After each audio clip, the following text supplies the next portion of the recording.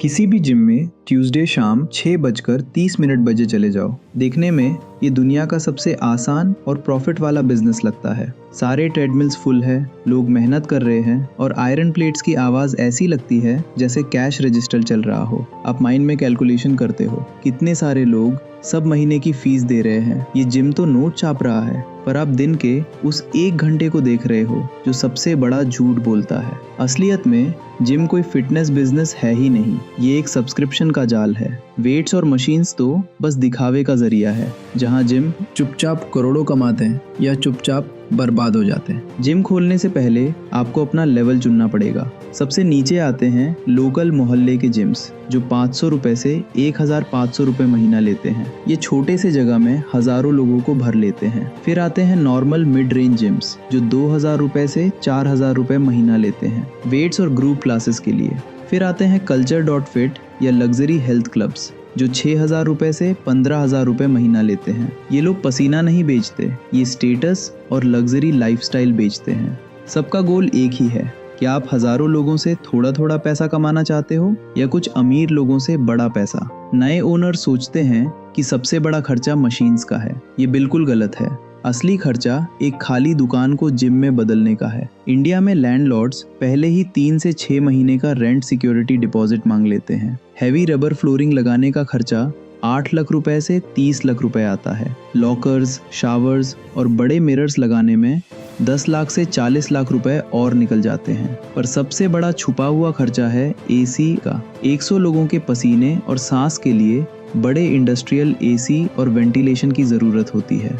इसका खर्चा ही 10 लाख रुपए से 40 लाख रुपए आता है। भारत में एक नॉर्मल जिम का दरवाजा खोलने के लिए ही 25 लाख रुपए से 1 करोड़ रुपए तक लग जाते हैं। एक कमर्शियल ट्रेडमिल की कीमत 1.5 लाख रुपए से 6 लाख रुपए तक होती है। पूरे जिम के लिए 15 से 20 मशीन्स का खर्चा आराम से 30 लाख रुपए से 1.5 करोड़ रुपए पहुंच जाता है। कैश में खरीदने से आपका सारा पैसा पहले ही दिन खत्म हो जाएगा। मशीन्स को EMI पर लेने से कैश बच जाता है, पर इंडिया में बैंक का इंटरेस्ट रेट 9% से 12% होता है। और सबसे बुरा यह है कि EMI के कॉन्ट्रैक्ट्स पक्के होते हैं।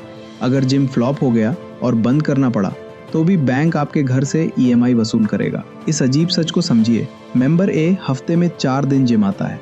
मेंबर B 3000 रुपए महीना फीस देता है, जनवरी में 2 दिन आता है और फिर कभी नहीं आता। जिम के लिए कौन ज्यादा कीमती है? मेंबर B, बहुत बड़े मार्जिन से। मेंबर A पानी वेस्ट करता है, मशीन्स घिसाता है और भीड़ बढ़ाता है। मेंबर B का खर्चा 0 रुपए है और उसकी मंथली फीस सीधे ओनर के शुद्ध प्रॉफिट में जाती है। डेटा बताता है कि इंडिया में 3 में से 2 लोग फीस देने के बाद कभी जिम नहीं जाते। अगर सारे 3000 मेंबर्स एक साथ ट्यूसडे को आ जाए तो जिम में एंट्री के लिए वेटिंग लग जाएगी। ये बिजनेस इसी भरोसे चलता है कि पैसे देने वाले ज्यादातर लोग घर पर बैठना पसंद करेंगे। साल भर की टोटल एडमिशंस में से 12% से भी ज्यादा सिर्फ जनवरी में होती है, सिर्फ न्यू ईयर रिजोल्यूशंस की वजह से। इसीलिए जिम ओनर्स धमाकेदार ऑफर्स निकालते हैं, जैसे 12 महीने की मेंबरशिप लो, 3 महीने फ्री पाओ, ताकि पूरे साल का कैश पहले ही उनके पास आ जाए। लेकिन मार्च आते आते 80% लोग जिम आना ही बंद कर देते हैं। समझदार जिम ओनर्स जनवरी में आए पैसे को संभाल कर रखते हैं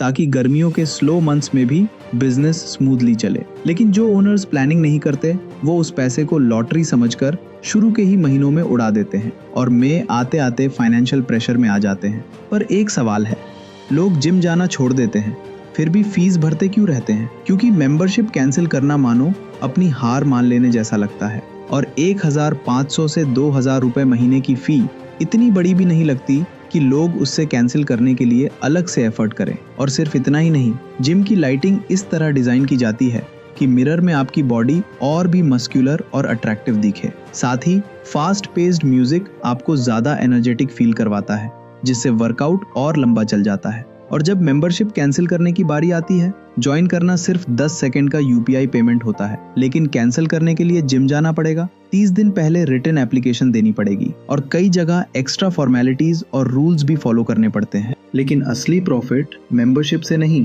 पर्सनल ट्रेनिंग से आता है। सोचिए, अगर एक ट्रेनर एक क्लाइंट से 1000 रुपए लेता है तो उसकी अर्निंग की एक लिमिट है। लेकिन अगर वही ट्रेनर 4 लोगों का ग्रुप सेशन ले, जहां हर मेंबर 500 रुपए दे तो सिर्फ 1 घंटे में 2000 रुपए की रेवेन्यू जनरेट हो जाती है। ट्रेनर का कमीशन देने के बाद भी जिम ओनर के पास अच्छा खासा प्रॉफिट बच जाता है। इसीलिए फिटनेस इंडस्ट्री में कहते हैं 10 डेडिकेटेड पीटी क्लाइंट्स की वैल्यू 100 नॉर्मल मेंबर से भी ज़्यादा होती है।